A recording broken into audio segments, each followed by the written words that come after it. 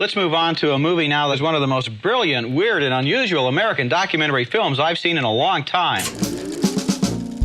Roger Ebert was the definitive mainstream film critic in American cinema. He has been writing for half of the history of feature films.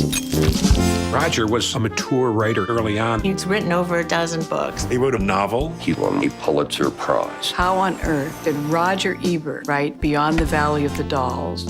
Boobs. How did you guys decide to tell this story? They first approached Chaz and Roger through Roger's literary agent to float the idea. Didn't get shot down. So then they approached me, and I read the memoir and fell in love with it, and then decided I would love to do this film.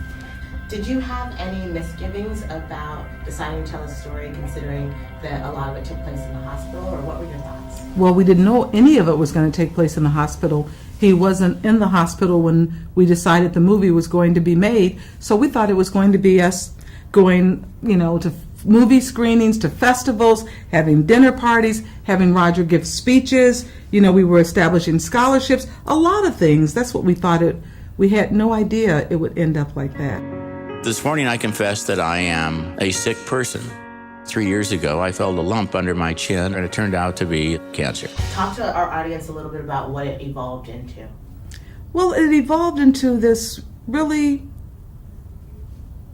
beautiful, quite moving portrait to me of a man who shows us how to live life with joy, even under the most difficult, challenging obstacles that can be thrown in your way. And he also taught us how to not only, continue his gusto for life, but also his gusto for facing death and looking death right in the eye and saying, I'm on my way, I'm not afraid of you, I'm ready for you. He said he lived a beautiful life and he was ready for death. And I think that's a gift. I didn't get that when I first saw the film because it was so raw and I was just missing him so much. When I saw it recently, I stepped back and thought, what a beautiful gift. He helped me erase every ounce of my fear about death. Wow. Every ounce of it. Beautiful. Yeah. Talk to me a bit about Siskel and Ebert and the relationship between the two, but how he would find his way back when they had particularly explosive bouts. Roger was a good addition, but he also could take it. He is a nice guy, but he's not that nice. It's Thriller Week on Siskel and Ebert in the movies, and we've got 3 new ones. Sound a little excited, Jane. Sound less excited, Roger. Roger Ebert and Gene Siskel were the most powerful critics of all time. The perfect matching of opposites. Even though Roger wrote Beyond the Valley of the Dolls, Gene lived the life. These were towering figures clashing. It was, I'm going to crush you. You give Benji the Hunter a positive review. That's totally unfair because you realize They almost didn't care what anyone else thought as long as they could try to persuade the other.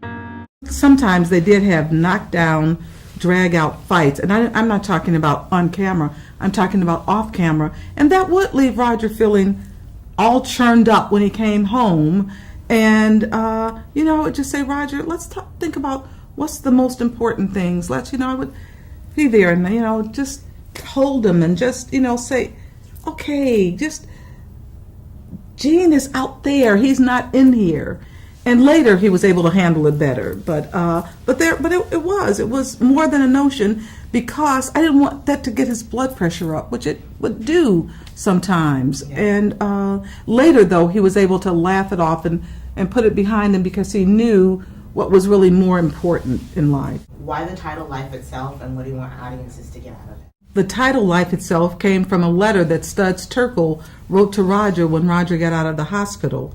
Roger had been in the hospital for almost a year, and when he got out and he was writing, his writing was so beautiful that Studs Terkel wrote him a letter. Studs, who was a friend of ours, just wrote him this letter saying, Roger, you're writing about the human condition, about race and politics and movies, has never been better. You're writing about life itself, has never been more profound. And Roger loved that letter, and that's where he took the title for his memoir. That's kind of gorgeous. And could I just add one thing, whether you can use it or not? It's like there was a time when I learned this from Chaz after the film was done, that because the last thing I emailed to Roger that he answered with a one word, just said I can't, was, why did you title the book Life Itself?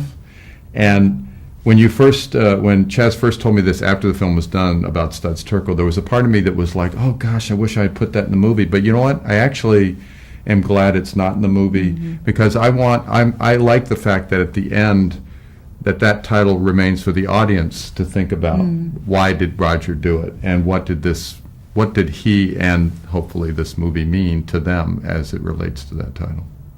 Thank you so much. I Thank appreciate you. the interview and the movie. Thank you.